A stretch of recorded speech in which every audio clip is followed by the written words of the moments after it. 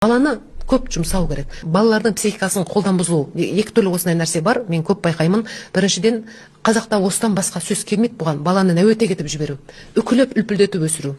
Баланы үлпілдетіп өсіріп, одан пайда көрген бір адам жоқ.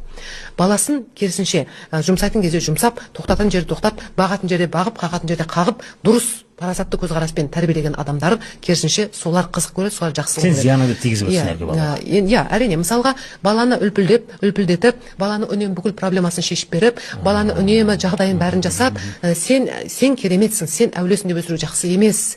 Өйткені сен кереметсің, сен жеңімпаз, сен ондайсың, мұндайсың. Қазір псевдопсихологияның тағы бір өтірік осы жерден шығады.